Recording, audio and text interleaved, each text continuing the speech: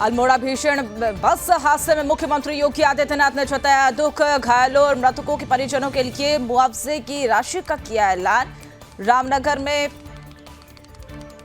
घायलों का चल रहा इलाज।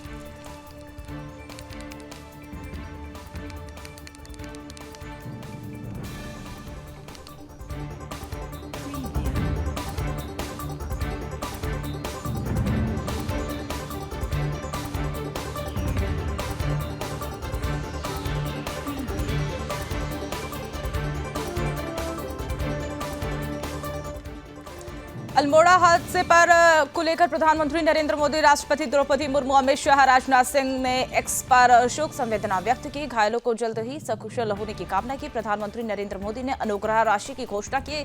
स्थानीय प्रशासन हर संभव प्रयास में जुटा।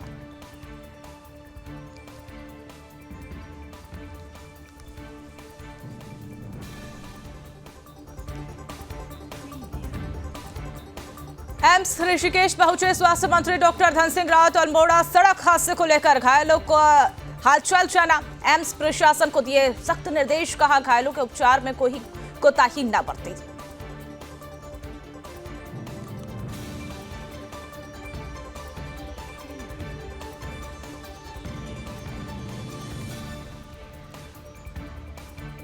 हरिद्वार में शुरू हुआ भव्य गंगा उत्सव। केंद्रीय जल मंत्री समेत कई हस्तियां पहुंची। गंगा की धार्मिक और सांस्कृतिक विरासत जन जन तक पहुंचाना मुख्य उद्देश्य। कार्यक्रम में बीएसएफ राफ्टिंग टीम को भी फ्लैग ऑफ किया गया।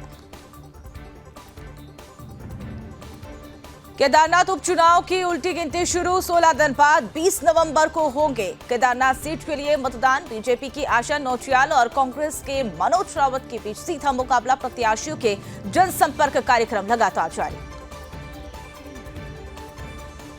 यूपीसीएल के एमडी अनिल यादव के सेवा विस्तार की सियासत शुरू। सरकार के फैसले के खिलाफ कांग्रेस धामी सरकार पर लगातार हमलावर। बीजेपी प्रदेश अध्यक्ष करेंगे सीएम धामी से सीधी बातचीत। कांग्रेस ने कहा भ्रष्टाचार पर बीजेपी की कथनी और करनी में कोई अंतर नहीं। देहरादून में शिक्षा मंत्री डॉक्टर धन सिंह रावत ने शिक्षा विभाग के अधिकारियों के साथ बैठक की। अधिकारियों को दिए जरूरी दिशा निर्देश। निर्माणाधीन कार्यों को जल्द पूरा करने और खाली पदों को जल्द नियुक्त करने के निर्देश। प्रदेश में सरकारी स्कूलों की मरम्मत को लेकर हरकत में आया शिक्षा विभाग। स्कूलों को ए से डी तक की 4 श्रेणियों में बांटा गया। डीजी ने दिए डी श्रेणी वाले स्कूलों के लिए डीपीआर तैयार करने के निर्देश। और कई स्कूलों की मरम्मत लगातार जारी। चंपावत में मुख्यमंत्री पुष्कर सिंह धामी ने 98 लाख से 8 किलोमीटर संपर्क मार्ग की सौगात दी। विधायक प्रतिनिधि दीपक रजावत ने किया लोकार्पण। रियासी और बमर नगर समेत कई गांव इसमें लाभ मिलने के आसार। स्थानीय लोगों ने जताई खुशी की लहर।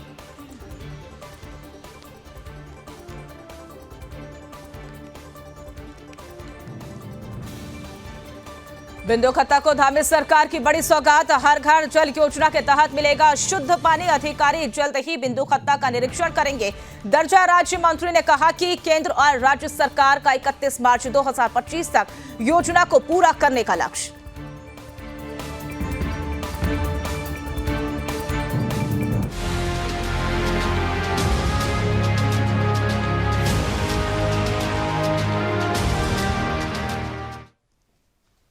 नमस्कार, बहुत स्वागत है आपका। सुदर्शन न्यूज देख रहे हैं आप और मैं हूं आपके साथ मनीषा पाटीदार। बुलेटिन की शुरुआत करते हैं बड़ी खबर के साथ। अल्मोड़ा से बड़ी जानकारी आपको बता दें। मरचुला में यात्री बस दुर्घटना हुई और उसको लेकर अब एसडीआरएफ और पुलिस का रेस्क्यू ऑपरेशन लगातार चल रहा है। उसमें 36 लोगों की मौत हुई है। दुखद खबर आपको बता रहे हैं। और देखिए, कई लोग इसमें घायल हुए हैं। लेकिन अब कुमाऊं कमिश्नर की अगर बात करें तो वो भी मौके पर पहुंचे थे और ओवरलोड थी ये 42 सीटर बस, ये कुमाऊं कमिश्नर का कहना है। तो बड़ी जानकारी आपको बता दें। देखिए, बस हादसे को लेकर लगातार दुख जताया जा रहा। प्रधानमंत्री नरेंद्र मोदी, राष्ट्रपति द्रौपदी मुर्मू, मुख्यमंत्री पुष्कर सिंह धामी ने दुख जताया और उसके बाद सहायता राशि की घोषणा भी कर थी। अब लेकिन ऐसे में अब अपडेट की अगर बात करें तो आपको यह भी बताते चले कि कुमाऊं कमिश्नर का बयान सामने आया है। उन्होंने ये वजह बताई है कि ये 42 सीटर बस जो थी वो ओवरलोडेड थी, जिसमें 36 लोगों की मौत बताई जा रही है और कई लोग इसमें घायल बताए जा रहे हैं। लेकिन देखिए, ऐसे में यह भी आपको बताते चले कि अब एसडीआरएफ और पुलिस की रेस्क्यू ऑपरेशन जो है वो लगातार जारी है और बस दुर्घटना के बाद लगातार दुख की झड़ी वहां पर देखने को मिल रही है और अन्य कई घायलों का इलाज लगातार जारी है। नैनी डंडा, किनाथ और रामजी ये बस जा रही थी जिसमें एसडीआरएफ और एनडीआरएफ का रेस्क्यू और बचाव कार्य लगातार देखने को मिल रहा है। मुख्यमंत्री पुष्कर सिंह धामी ने सचिव आपदा प्रबंधन से जानकारी भी जुटाई है और अब बचाव राहत कार्य में तेजी लाने के निर्देश यहां पर दिए गए हैं।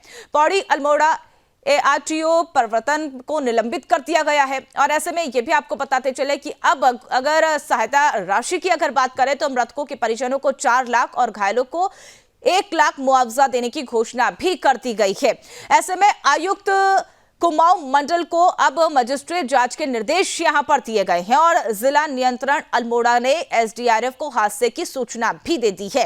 अब मरचूला के एक बस ओवरलोडिंग की वजह से यह दुर्घटना बताई जा रही है।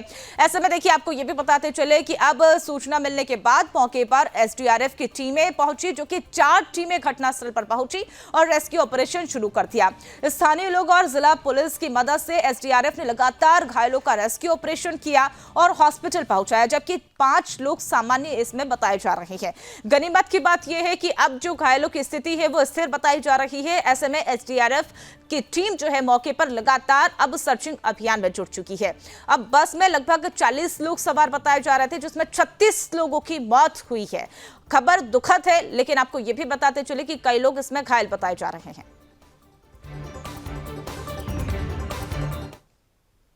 देखिए, 20 लोगों के अब तक मरने की सूचना है और बड़ी घटना है। पौड़ी से ये बस आ रही थी रामनगर की तरफ, लगभग 9 बजे पौने 9 बजे के आसपास पलटी है और इसमें काफ़ी कैजुअल्टी। अभी यहाँ 4 बहुत घायल हैं।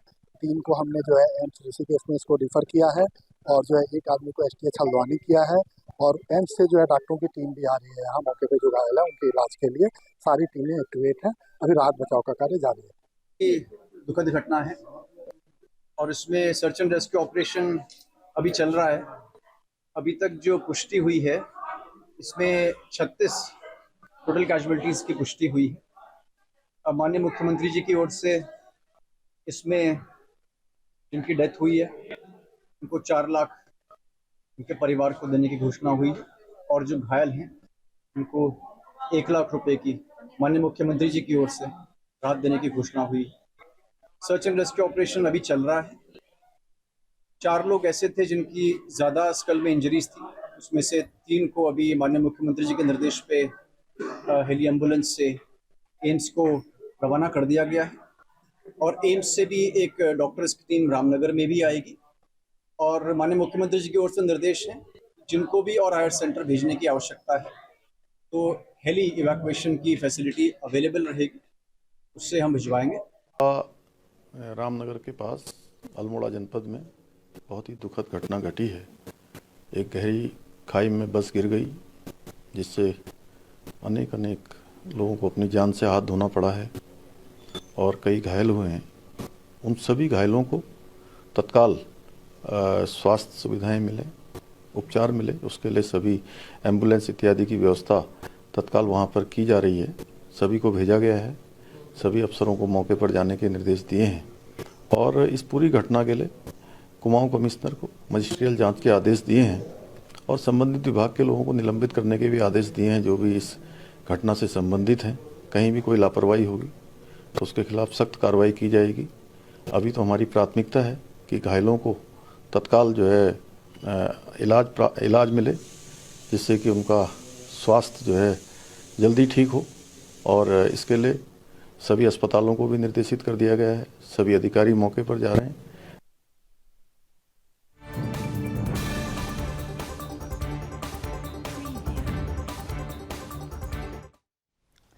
चलिए अब बात करेंगे अल्मोड़ा में हुए भीषण बस हादसे में और अब तक 36 लोगों की इसमें मौत हो चुकी है, लेकिन जहां घायलों का उपचार किया जा रहा है वहां पर मुआवजे की घोषणा भी की जा चुकी है।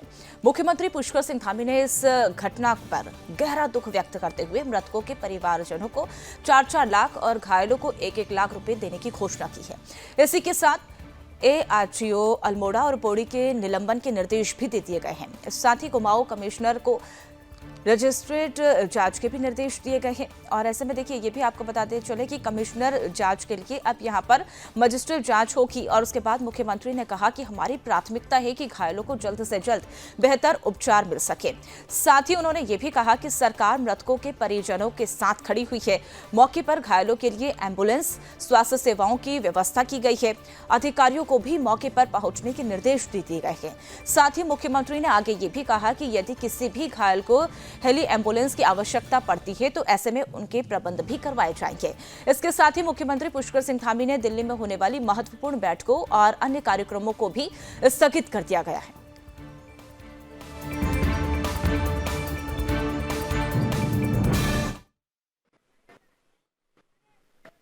रामनगर के पास अल्मोड़ा जनपद में बहुत ही दुखद घटना घटी है।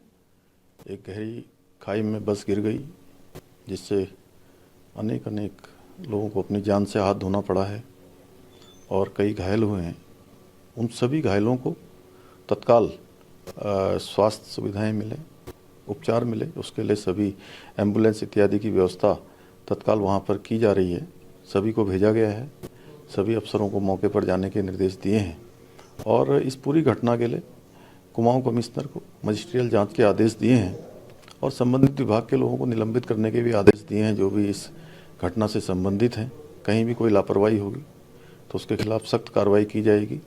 अभी तो हमारी प्राथमिकता है कि घायलों को तत्काल जो है इलाज मिले, जिससे कि उनका स्वास्थ्य जो है जल्दी ठीक हो। और इसके लिए सभी अस्पतालों को भी निर्देशित कर दिया गया है। सभी अधिकारी मौके पर जा रहे हैं।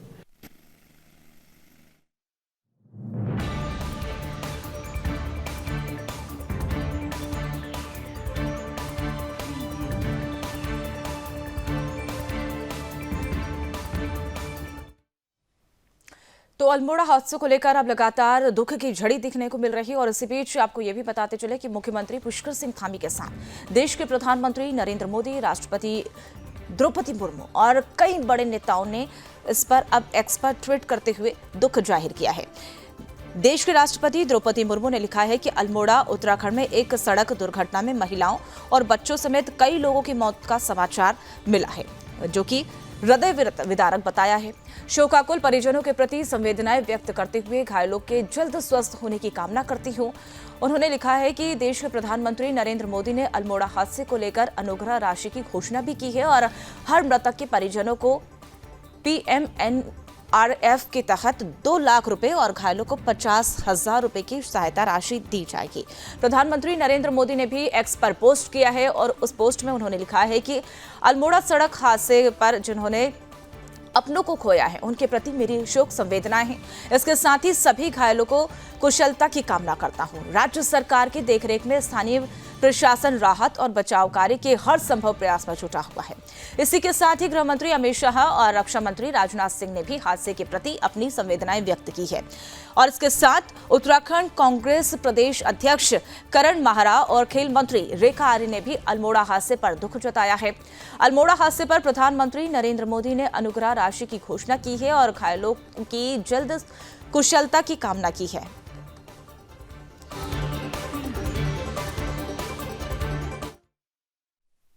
आज सुबह एक बड़ी दुखद घटना इस प्रदेश में हुई है। अल्मोड़ा जिले के मरचूला के पास एक सड़क हादसे में 36 लोगों की जान चली गई और दुख इस बात का है कि जिस प्रशासन और सरकार से हम उम्मीद करते हैं उनकी लेट लतीफ़ी के कारण कई लोगों को अपनी जान से हाथ गंवाना पड़ा है। 7 बजे की घटना के बाद वहाँ के जनप्रतिनिधियों ने लगातार डीएम को कॉल की और अफसोस के साथ कहना पड़ेगा कि डीएम ने 1-1.5 घंटे तक किसी का ना फ़ोन उठाया ना कॉल बैक किया। उसके अलावा एम्बुलेंस को 7 बजे यह हादसा हुआ था, कम से कम 108 को तो 7:30 पौने 8 तक पहुंच जाना चाहिए था, लेकिन 9 बजे तक कोई एम्बुलेंस घटनास्थल पर नहीं पहुंची।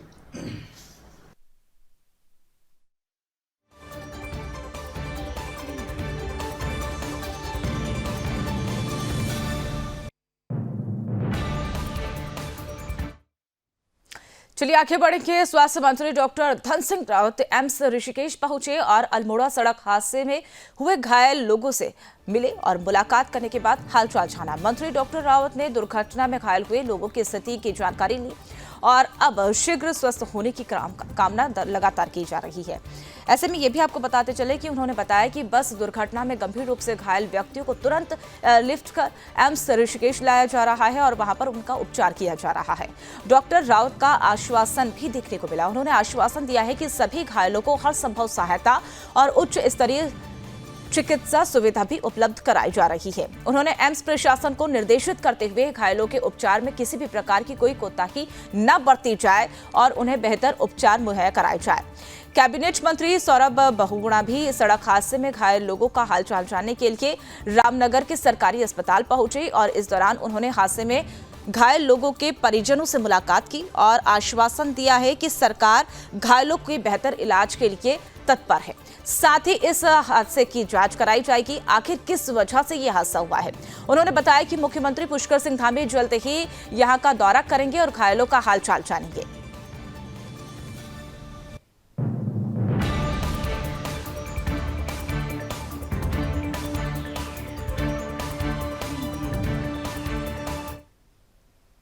चलिए आगे बढ़ेंगे। अब खबर चंपावत से है, जहां पर मुख्यमंत्री पुष्कर सिंह धामी ने उनके मार्गदर्शन के अनुसार आचार चंपावत की परिकल्पना को साकार करने के लिए लगातार काम किए जा रहे हैं और इसी क्रम में मंच तामली क्षेत्र में विधायक प्रतिनिधि दीपक राजावत ने 98 लाख की लागत से तरकुली से रूपालीगढ़ तक 8 किलोमीटर की रोड कटरिंग का काम का लोकार्पण किया और तरकुली क्षेत्र के जनप्रतिनिधियों और स्थानीय जनता ने बताया कि कई वर्षों से यहां के क्षेत्रवासी जनप्रतिनिधियों और कार्यकर्ताओं के द्वारा ये मांग कर रहे थे, जिसे सौगात के रूप में पाने के बाद सभी लोगों ने मुख्यमंत्री पुष्कर सिंह धामी का आभार जताया और ये भी आपको बताते चले कि इस संपर्क मार्ग से रियासी, बमनगढ़, तरकुली, आमड़ा और आमनी के कई दर्जनों गांवों को अब लाभ मिलने वाला है। आपको बताते चले कि विधायक जनप्रति ने मुख्यमंत्री की जन कल्याणकारी योजना के बारे में स्थानीय लोगों को अवगत करवाया। साथ ही साथ स्थानीय लोगों ने कहा कि इस सड़क के बनने से रिवर्स पलायन होगा और पर्यटन के रूप में यहाँ पर तल्लादेश बहुविकसित होगा और इसी के साथ स्थानीय युवाओं और नागरिकों को रोजगार के लिए कृषि, उद्यान और पर्यटन समेत कई क्षेत्रों में काम करने का सुनहरा अवसर भी प्राप्त होगा। वहीं नोडल अधिकारी केदार सिंह ने बताया कि इस सड़क के बनने से टनकपुर और तरकुली की बहुत बड़ी अब यहां पर काम हो जाएंगे और इससे पहले चंपावत में होते हुए मंच तामली जाना पड़ता था, लेकिन अब 60 किलोमीटर दूर कम हो जाएगा। और इसी दौरान सदस्य वन विकास निगम हरीश भट्ट, वरिष्ठ बीजेपी नेता दिलीप सिंह मेहरा समेत कई गणमान्य लोग मौजूद रहे।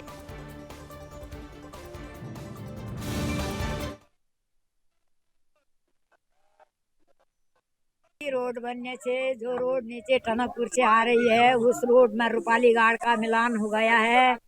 आपको मंत्री जी बार बार आपको हम आपकी धन्यवाद देते हैं, जो हमारी रोड बन गई है आपको हम धन्यवाद दे रहे हैं।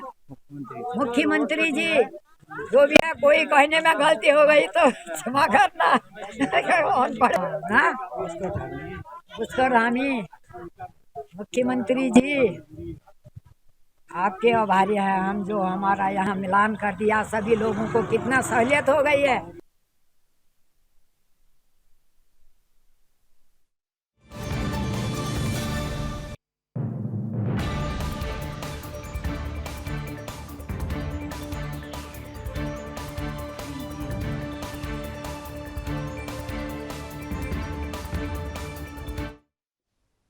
अब खबर देहरादून से है, जहां पर उच्च शिक्षा मंत्री डॉक्टर धन सिंह रावत ने उच्च शिक्षा विभाग के अधिकारियों के साथ अपने शासकीय आवास पर बैठक ली और इस दौरान उन्होंने अधिकारियों को जरूरी दिशा निर्देश भी दिए। मंत्री ने अधिकारियों को राजकीय महाविद्यालयों में छात्र छात्राओं को 180 दिन की पढ़ाई, लाइब्रेरी सुविधा और निर्माणाधीन कार्यों को जल्द पूरा करने और असिस्टेंट प्रोफेसरों को खाली पदों पर जल्द से जल्द नियुक्ति करने के निर्देश दिए। इसके अलावा इस बैठक में आगामी 21 नवंबर को उच्च शिक्षा परिषद की बैठक आयोजित करने का निर्णय भी लिया गया।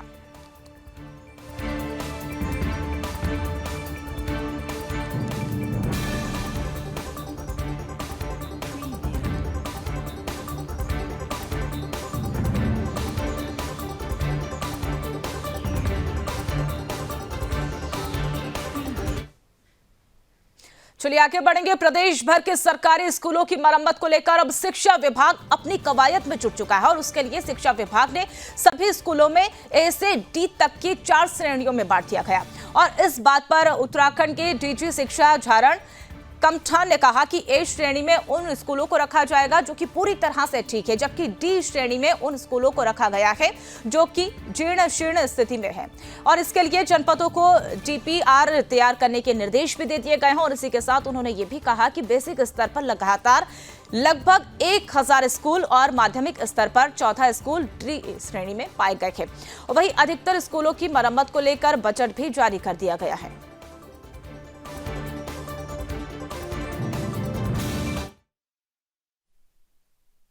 देखिए, इसमें अगर हम बात करें विद्यालय भवन की स्थिति के परिप्रेक्ष्य में, तो जो 4 श्रेणियां हैं ABCD रखी गई हैं, जिसमें ए में तो जो अच्छी श्रेणी के स्कूल हैं जहां पे सभी सुविधाएं उपलब्ध हैं वो आते हैं।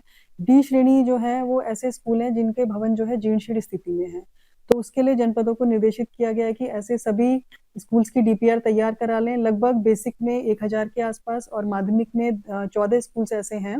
इसमें से कईयों के लिए तो बजट भी जारी कर दिया गया है। जितना बजट प्राविधान हमको इस वित्तीय वर्ष में प्राप्त हुआ था उसके अनुसार जनपदों को धनराशि स्वीकृत करके रिलीज कर दी गई है और वहां पे निर्माण की कार्रवाई चल रही है। शेष स्कूल्स जो बचे हैं उनके लिए डीपीआर की बनाने की कार्रवाई चल रही है। जैसे ही डीपीआर प्राप्त होगी हम शासन को बजट रिलीज करने के लिए प्रेषित कर देंगे।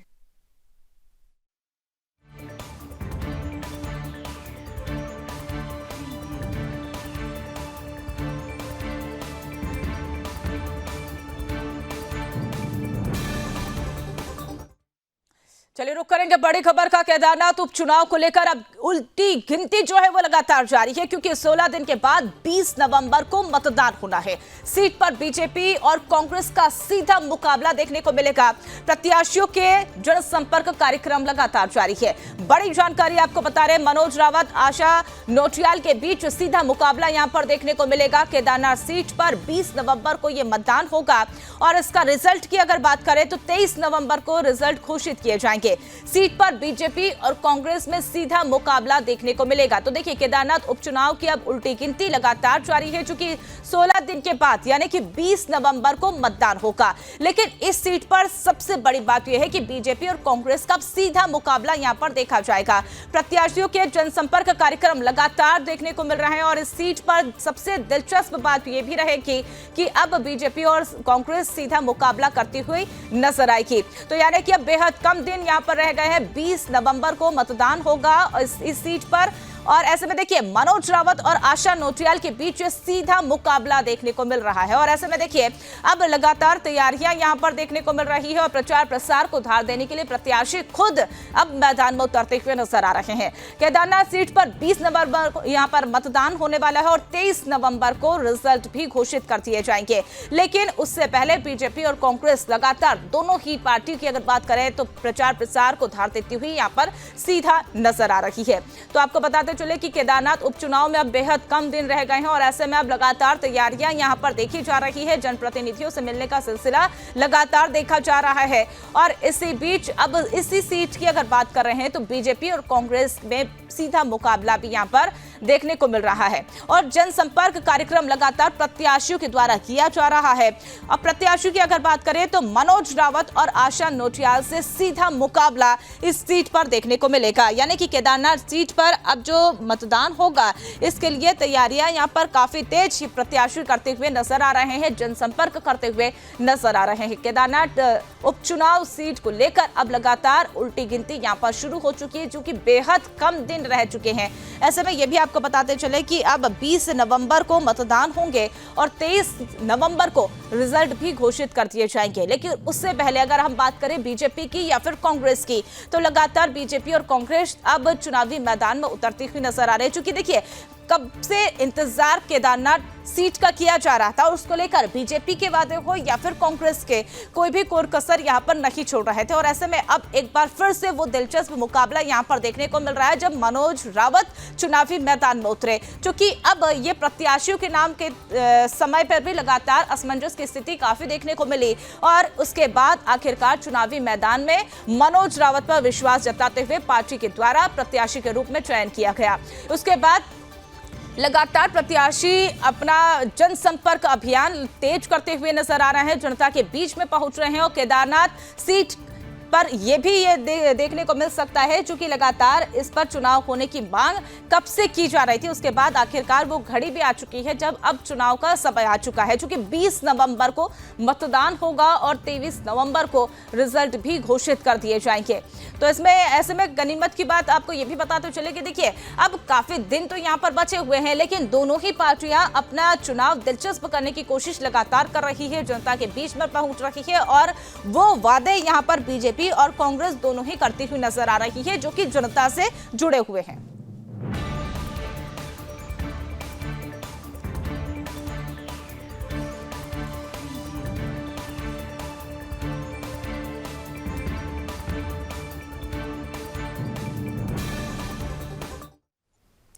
टिहरी में हर सोमवार की तरह नई टिहरी कलेक्टर सभागार में जनता दरबार आयोजित किया गया और कई अधिकारीगण इसमें मौजूद रहे और इस दौरान जिला अधिकारी मयूर दीक्षित ने कई शिकायतें ली और शिकायतों को सुना, जिनके समाधान के लिए संबंधित अधिकारियों को उचित निर्देश भी दिए।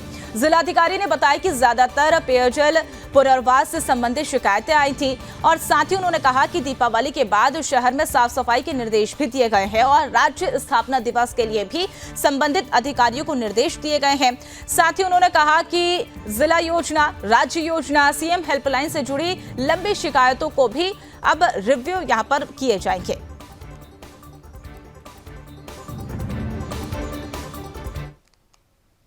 से संबंधित थे, कुछ पेशे से संबंधित थे। इसके अतिरिक्त दिवाली के पश्चात समस्त हमारे जो मार्केट्स हैं वहाँ पर साफ़ सफाई आदि के डायरेक्शन दिए गए हैं और आने वाले स्थापना दिवस को लेकर तैयारियों के लिए डिपार्टमेंट्स को डायरेक्शन दिया गया है और साथ ही जिला योजना, राज्य योजना और जो हमारी सीएम हेल्पलाइन में लंबित शिकायतें हैं उसका भी रिव्यू किया गया।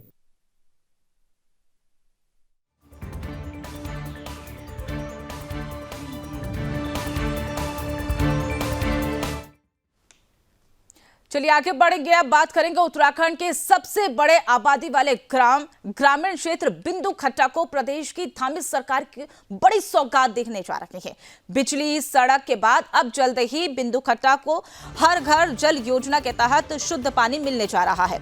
इसी के तहत घरों में नल लगाए जा रहे हैं और इसको लेकर अब जल्द ही अधिकारियों का निरीक्षण भी होने जा रहा है और उसकी शिकायत बीजेपी के वरिष्ठ नेता और उत्तराखंड पेयजल, ये भी आपको बताते चले कि उत्तराखंड पेयजल उपाध्यक्ष दिनेश आर्य ने पत्रकारों को जानकारी दी। उन्होंने बताया कि अपने आवास पर बात करते हुए प्रधानमंत्री नरेंद्र मोदी के जल जीवन मिशन को साकार करने के लिए उत्तराखंड में हर घर जल योजना के तहत बड़े स्तर पर काम चल रहा है।